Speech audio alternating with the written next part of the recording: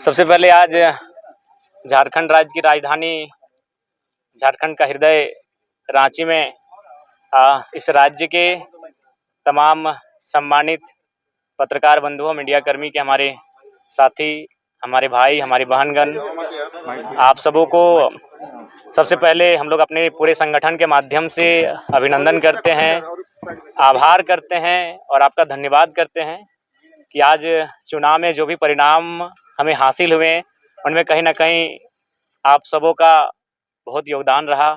आप सबों ने हम जैसे नौयुवाओं को अपने चैनल में स्थान दिया, हमारे विचारों को गांव-गांव तक लेकर जाने का प्रयास किया। इसके लिए आप सबों का हम लोग तहे दिल से आभार प्रकट करते हैं, अभिनंदन करते हैं। और साथ ही साथ आज ही हमारे 18 जून है, यानी 1 साल पहले ही हम लोगों ने राजनीतिक इलेक्टोरल पॉलिटिक्स में कदम रखने का घोषणा किए थे, फैसला किए थे बलियापुर की मिट्टी से। तो आज साल भर हुए, उसको भी लेकर हम लोग शुभकामनाएं सबों को। और साथ ही साथ झारखंड के तमाम मतदाताओं को आभार करते हैं जिन्होंने हमें पहले चुनाव में फर्स्ट अटेम्प्ट में एज ए हमारे सभी प्रत्याशी निर्दलीय लड़े और उनको लगभग 8.5 लाख के आसपास मत प्राप्त हुए। इसके लिए पूरे झारखंड के जनमानस का आभार व्यक्त करते हैं। और साथ ही साथ हम गिरिडीह से उन तमाम पोस्टल बैलेट के माध्यम से मत देने वाले तमाम मतगणना कर्मियों का आभार प्रकट करते हैं, क्योंकि वहाँ मैक्सिमम जो होते हैं वो मैक्सिमम ही सबके सब एजुकेटेड लोग होते हैं, सब सरकारी नौकरी, अर्ध सरकारी नौकरी को करने वाले लोग होते हैं। और उन्होंने सबसे ज़्यादा मत मेरे पक्ष में किया है, लगभग 5000 मत मुझे मिले 10,000 में। तो तमाम मतगणना कर्मी जिन्होंने मतदान किया है, उनका एक बार पुनः विशेष आभार। और बाकी इस राज्य की जनता का बहुत बहुत आभार, जिनके माध्यम से आज हमें एक हौसला मिला है, एक नई ऊर्जा मिली है। और साथ ही साथ हम लोग आशा करते हैं, उम्मीद करते हैं कि जिस उम्मीद के साथ राज्य के जनमानस, राज्य की जनता हम लोग पर आस जता रही है, उस पर हम लोग खरा उतरने के लिए आगामी विधानसभा के चुनाव में मजबूती के साथ शिरकत करेंगे। और साथ ही साथ केंद्र में जो नई सरकार बनकर आई है, उनको हम बधाई देंगे, उनको शुभकामनाएं देंगे और उनसे अपेक्षा रखेंगे कि सबसे पहले जो नीट का मामला सामने आया है, जिसको लेकर काफ़ी चर्चाएं हो रही है, पूरे देश में माहौल गर्म है। इस नीट में जो समस्याएं आई, इनका समाधान किया जाए, क्योंकि आज लाखों करोड़ों युवाओं का भविष्य इन परीक्षाओं में तय होता है, इन परीक्षाओं के माध्यम से अपने भविष्य को तय करते हैं। तो जो नई सरकार देश में बनकर आई है, उनसे मेरी अपील होगी झारखंड के तमाम मीडिया हाउस के माध्यम से कि इस समस्या का निदान हो। और साथ ही साथ जो भी हमारे प्रत्याशी जीत कर आए हैं, मैं उनसे इस बात की अपील करूंगा कि वो पूर्वाग्रह की राजनीति ना करेंगे, वो किसी बूथ को गिनकर किसी के सहयोग करने की राजनीति ना करेंगे। मैं उनसे ऐसी अपेक्षाएं रखता हूं और इन्हीं शुभकामनाओं के साथ मैं झारखंड के आने वाले विधानसभा चुनाव के लिए तमाम राज्यवासियों को संदेश देना चाहता हूं कि इस बार ऐसे युवाओं का चयन करें जो राज्य के हित के साथ लड़ाई जो चली आ रही है, उसको विराम लगाते हुए एक बेहतर नीति बनाई जा सके। आपकी सवाल। तो आप लोग विधानसभा में क्या क्या रणनीति है आप लोगों का चुनाव लड़ने का? देखिए, विधानसभा के चुनाव हम लोग प्रयास करेंगे कि बहुमत की सीटों पे लड़े, यानी मान के चलिए हम लोग 8 लोकसभा की सीटों पे चुनाव लड़े थे, तो 8 छक 48, शायद चतरा और हजारीबाग में 5-5, यानी 46 सीटें तो हमारे अंडर आ ही रही हैं। तो उन 46 सीटों पे तो लड़ना ही है। उसके बाद हम लोग जमशेदपुर में प्रत्याशी नहीं दिए थे, खूंटी पे नहीं दिए थे, गोड्डा में नहीं दिए थे। तो हमें लगता है इन 3 लोकसभा में भी हम लोग जाएंगे, वहाँ हमारे वोटर्स हैं, वहाँ हमारे कार्यकर्ता हैं। तो हमें लगता है कि 55 के आसपास विधानसभा सीटों पर हम लोग चुनाव लड़ते हुए दिखेंगे। तो क्या आप लोग निर्दलीय लड़ेंगे? नहीं, देखिए, दिल्ली इसी क्रम में गए थे। दिल्ली जाने का कार्य डेमोक्रेसी का स्कूल में भी शामिल होना था और चुनाव संबंधित इलेक्शन कमीशन से जानकारियों को भी लेना था। तो हमें लगता है 15 से 25 दिनों के दरमियान हमारी पार्टी का सिंबल भी अलॉटमेंट होने की संभावना बन जाएगी और पार्टी को रजिस्ट्रेशन नंबर भी अलॉटमेंट हो जाएगा। पहले इंडियन स्कूल ऑफ डेमोक्रेसी, उसके बाद जेएनयू। जी। इस तरह के व्याख्यान का क्या अर्थ है कि जयराम राष्ट्रीय परिदृश्य में अपनी पहचान और शिनाख्त को बनाना चाहते हैं? देखिए, मेरा उद्देश्य ये रहा कि जिन मंचों में मुझे अवसर मिला, मैंने वहाँ झारखंड की, मैंने तो आशा किया था कि संसद में झारखंड के विषयों को रखा जाएगा, लेकिन अगर संसद में जाने से हम लोग चूक गए तो कम से कम उन संस्थानों तक हमारे विषय जाने चाहिए जहाँ देश और राज्य के तमाम मुद्दों पर विचार और विमर्श किया जाता है। तो उसी उद्देश्य के साथ मैंने उन आमंत्रण को स्वीकार किया, चाहे इंडियन स्कूल ऑफ डेमोक्रेसी का मामला हो या फिर जेएनयू का मामला हो। और साथ ही हम लोग वहाँ एग्रीकल्चर यूनिवर्सिटी भी गए थे, वहाँ के भी तमाम रिसर्च स्कॉलर से मिले, जहाँ झारखंड के भी युवा हैं। तो वहाँ जाने का उद्देश्य यही था कि हम झारखंड के विषयों को उनसे साझा कर सकें और उन विषयों पर निदान कैसे हो, आने वाले विधानसभा चुनाव में हमारी स्ट्रेटजी क्या हो, उन विषयों पर बात करने के लिए। विधानसभा चुनाव आप लड़ने जा रहे हैं, तो तो आपका मुद्दा फिर क्या होगा? देखिए, विधानसभा के चुनाव राज्य के मुद्दों पर आएंगे। राज्य का सबसे ज्वलंत मुद्दा अभी छात्रों की निराशा है और छात्रों की जो हताशा है वो हमारा एक महत्वपूर्ण मुद्दा रहेगा। हम लोग सरकार में आते हैं तो सबसे पहला हमारा प्राथमिकता जो रहेगा कि इस राज्य में नियमित परीक्षाएं होंगी और फ्री एंड फेयर एग्जाम लिए जाएंगे। अगर उसमें किसी प्रकार की गड़बड़ी होगी तो उसमें उच्च से उच्च पदाधिकारी क्यों ना है, उन्हें बिल्कुल बर्खास्त किया जाएगा। उनके साथ किसी प्रकार की कोताही नहीं बरती जाएगी। जरा आप पहली बार लड़े चुनाव, 8 लाख से ज्यादा वोट आपके उम्मीदवारों को मिला है। आजसू पार्टी जो है वो अब एक तरह से अगले विधानसभा चुनाव तक का जो है रोड मैप उन्होंने जारी किया और उन्हीं इलाकों को वो फोकस कर रहे हैं जिन इलाकों में आपकी अच्छी खासी बैठ रही वोट आपको मिला है। तो आप कैसे देखते हैं, आपके लिए क्या आजसू आज की तारीख में चुनौती है या है तो फिर कैसे निपटेंगे उससे? क्या देखिए, मेरे लिए कोई एक विशेष दल हमारी चुनौती नहीं है क्योंकि मैंने वहाँ से वोट लाए जहाँ से आजसू के अलावा बाकी पार्टियां थे। जैसे मैंने बेरमो से 53,000 वोट गेन किया, वो कांग्रेस की सीट है, पारंपरिक सीट है कांग्रेस की। मैंने टुंडी से भी 60,000 वोट लाए, वो झारखंड मुक्ति मोर्चा की सीट है। मैंने डुमरी से 90,000 वोट लेकर आया हूँ, 90,000 मैंने है, वो झारखंड मुक्ति मोर्चा की पारंपरिक सीट है। तो ऐसा नहीं है, किसी एक दल से हमारी लड़ाई नहीं है, हमारी लड़ाई एक विचारधारा की है। और ये जो फिलहाल जो पॉलिटिक्स कर रहे हैं उससे जनता कहीं ना कहीं कट रही है। हाँ, नो डाउट हमें समय लगेगा, लेकिन आने वाले दिनों में झारखंड के पॉलिटिक्स में हम लोग बेहतर स्थिति में होंगे और एक बेहतर क्षेत्रीय पार्टी के रूप में होंगे। अकेले लड़ेंगे आप?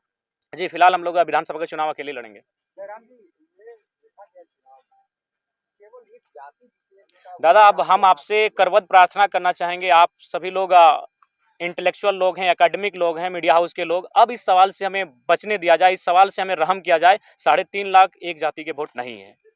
आप एक-एक बूथ को सर्वे कर लीजिए, एक-एक गांव, एक-एक पंचायत का सर्वे कर लीजिए, 3.5 लाख वोट एक जाति के नहीं है। हाँ, ये सच्चाई है, जो भी बंदा जिस समुदाय का रहता है, उस समुदाय का वोट उसका बेस वोटर होता है। इससे कोई इनकार नहीं कर सकता, ना मैं इनकार कर रहा हूँ। लेकिन 3.5 लाख वोट किसी एक समुदाय के वोट नहीं है। सभी ने मुझे अपार जन समर्थन दिया है। लोकसभा चुनाव में आप रिजर्व सीट पे उम्मीदवार नहीं दिए। जयराम जी, आजसू का जो कैडर वोट है महतो बिरादरी का, वही कैडर वोट वहाँ पे आपको मिला और जो जेएमएम का कैडर वोट है तो चाची के इलाके में जो महतो वोट है वहाँ आपको मिला। देखिए, एक जरीडी प्रखंड आता है। इलाके में ही आपको समर्थन मिला। नहीं, आप भूल कर रहे हैं। जरीडी प्रखंड आता है, जरीडी प्रखंड में एक ही महतो गाँव है, वहाँ से मैंने 17,000 वोट गेन किया है। तो मुझे लगता है आप लोग थोड़ा-सा भूल कर रहे हैं। आप लोग को और ग्राउंड में जाकर सर्वे करने की आवश्यकता है, क्योंकि आप लोग उन्हीं बातों को सुनते हैं जो मीडिया में बाकी दलों के नेता कहते हुए दिखते हैं। आप जनता के बीच जाइए और जनता के बीच जानने का प्रयास कीजिए कि आज हमारा रोल क्या है। आप चले जाइए बेहराकुदर, वो एक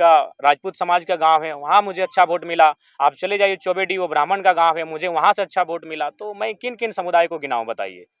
हर एक समुदाय ने मुझे अच्छा मत दिया है, तो इसीलिए कृपया अब कम से कम 2 साल बाद मैं आपसे आग्रह करता हूं कि इस विषय को विराम दीजिए एक जाति का लेकर। आज हम लोग जिन विषयों पे बात कर रहे हैं, ये विषय तो देश स्तर के विषय हैं, ये विषय राज्य स्तर के हैं और वो नेता हमारे वहाँ चुप रहते हैं। तो मैं जिन विषयों पर लड़ाई लड़ रहा हूँ, जिन विषयों पर मैं रिजल्ट हासिल कर रहा हूँ, ये पूरे राज्य के विषय हैं। रिजर्व सीट पे आप लोकसभा चुनाव नहीं लड़े। नहीं दादा, लड़े 2 रिजर्व सीटों पे हम लोग चुनाव लड़े। सिंहभूम में हम लोग हो समुदाय के साथ गए, दुमका में हम लोग संथाल समुदाय के साथ गए और सिंहभूम के हमारे प्रत्याशी लगभग 50,000 वोट लेके आए, 44 के 45,000 वोट था। जहाँ जेएमएम का उम्मीदवार। नहीं, ऐसा कुछ नहीं है, ऐसा कोई प्लानिंग नहीं है। हम लोग ये देखें कि हम लोग वोटर्स कहाँ हैं, कहाँ हमारे कैडर हैं, जहाँ चुनाव में काम हो सकता है। गोड्डा में भी हमारे थे, लेकिन वहाँ तक हम लोग पहुँच नहीं पाए, प्रत्याशी नहीं मिल पाया। तो ऐसा नहीं है। हम लोकसभा चुनाव में आप सामान्य वर्ग के कैंडिडेट्स को बहुत न के बराबर उतारे। देखिए, एक्चुअली देखिए, लोग विधानसभा चुनाव में दिखेंगे निसंदेह। हम लोग गोड्डा के लिए भी प्रीफर किए थे कि उस सीट पर हम लोग सामान्य प्रत्याशी को रखें, लेकिन नहीं प्रत्याशी सामने आया। देखिए, सामान्य वर्ग कहीं ना कहीं थोड़ा सा आज के माने डेट में भी संपन्न है, तो इसलिए थोड़ा सा लेट लगेगा। उस समुदाय के बीच हमें आने में थोड़ा लेट लगेगा, लेकिन वे भी दिल खोल के तैयार हैं कि ये बच्चे जो आ रहे हैं राजनीति में, उनका स्वागत करेंगे। तो निसंदेह सामान्य वर्ग के लोग भी हमारा स्वागत करेंगे, उनके बीच भी हम लोग जाएंगे। गांडे उपचुनाव भी था, फिर क्यों नहीं लड़े उस पे? गांडी उपचुनाव हम लोग इसलिए नहीं लड़ पाएंगे, लोकसभा का चुनाव भी उसी तारीख को था और हम लोग नहीं मैनेज कर पाए, क्योंकि हमारा व्यवस्थित कोई टीम नहीं था और व्यवस्थित टीम नहीं होने के कारण हम लोग इन चीज़ों को हैंडल नहीं कर पाए। एक अच्छा मौका था क्योंकि आपके समर्थक आपको मुख्यमंत्री के तौर पर देते थे। देखिए, मैंने शुरुआत में ही कहा था, यहीं पर मेरा प्रेस कॉन्फ्रेंस था और आपके बीच ही मैंने कहा था कि मैं लोकसभा का चुनाव अपनी मर्जी से लड़ूंगा और गिरिडीह लोकसभा को मैंने प्रीफर किया था, धनबाद लोगों की मांग थी। लेकिन विधानसभा का चुनाव हम लोग प्रयास करेंगे कि जनता की राय के आधार पर लड़ेंगे। तो फिलहाल तय नहीं हो पाया, लेकिन उम्मीद है कि यह बहुत जल्द तय हो जाएगा और कि विधानसभा का चुनाव हम कहाँ से लड़ें। जयराम जी, युवाओं को काफी उम्मीद है और वो शिक्षा को लेकर जैसे पेपर लीक वगैरह हो रहा है उसको लेकर आपसे काफी उम्मीद रहते हैं और क्योंकि आप चुनाव लड़ चुके हैं तो आगे की क्या रणनीति होगी? देखिए 2018-21 का डिग्री अभी तक मुक्त नहीं किया गया है। देखिए उन सब विषयों पे हम लोग लगातार मुखर होकर बोले हैं। आज हमारे बीच हमारे बड़े भाई देवेंद्र जी बैठे हैं। चुनाव के दौरान इनको लगभग 15 दिन जेल के भीतर रहना पड़ा, तो कारण वही था पेपर लीक का मामला। तो देखिए जहां तक हम लोग का सामर्थ्य है, जिन विषयों पर हमने देखिए लड़ाई दो तरीके से लड़ी जाती है, या तो सदन के भीतर या तो सड़क में धरने के माध्यम से। तो हम लोग अगर सदन में नहीं तो सड़क से तो लड़ाई लड़ ही रहे हैं, सड़क से तो लगातार अपनी आवाज को बुलंद कर रहे हैं। हमारा जो सामर्थ्य है उन चीजों पर हम लोग कभी पीछे नहीं हटे। हम लोग कभी भी आवाज उठाने से, यहाँ तक आज मेरे ऊपर भी 13 एफआईआर है, एक भी व्यक्तिगत एफआईआर नहीं है। एफआईआर क्यों मिला है? ना किसी कंपनी में धरना देने के लिए, किसी को मुआवजा दिलाने के लिए, किसी को नियोजन दिलाने के लिए। तो ऐसा नहीं, हम लोग तो जनता के लिए अपना सर्वस्व निछावर कर चुके हैं। उतना छोड़िए, आज हम लोग घर का दृश्य नहीं जानते कि मेरे घर का दृश्य क्या है।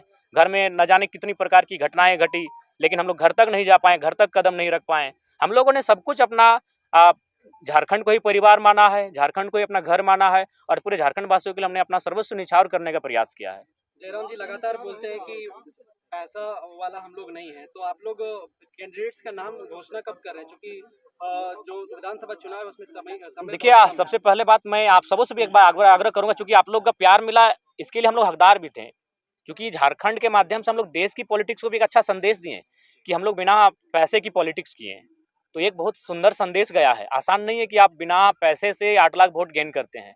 ये फिलहाल आज के दौर में 21वीं सदी में जिस प्रकार आज देश का माहौल है, उस माहौल में आप 8 लाख वोट बिना पैसा खर्च करके गेन करते हैं, तो ये कहीं ना कहीं बहुत बड़ा संदेश है, एक सकारात्मक संदेश है भारत के लोकतंत्र के लिए। और उस हिसाब से मैं सभी का धन्यवाद देना चाहूंगा। और बिल्कुल हम लोगों ने कहीं भी मैं अगर अपने गिरिडीह लोकसभा की बात करूं तो 2200-2300 के आसपास बूथ हैं, उनमें हमको लगता है 1200 से 1300 के बीच ही हमारे एजेंट बैठ पाए थे। 1000 बूथों पे हमारे एजेंट भी नहीं बैठ पाए थे, लेकिन वहां से हमें अच्छा वोट मिला है।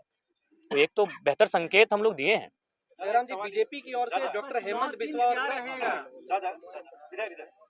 पूरा देश देखिए दो खेमे में बटा हुआ है, या एनडीए के साथ या इंडिया के साथ। आपको लगता है कि इन दो खेमों को इग्नोर करके बीच का रास्ता निकाल करके आप कहां तक पहुंच पाएंगे? आपको लगता है कि प्री पोल भले ना हो मगर पोस्ट पोल अलायंस आपको करना पड़ेगा? देखिए अगर ऐसी स्थिति आती है तो हम लोग एक रायशुमारी करेंगे, जनता के बीच जाएंगे। जनता के बीच जाने में हमें समय नहीं लगता है, हम लोग ऊर्जावान हैं और जनता से इस राय को ले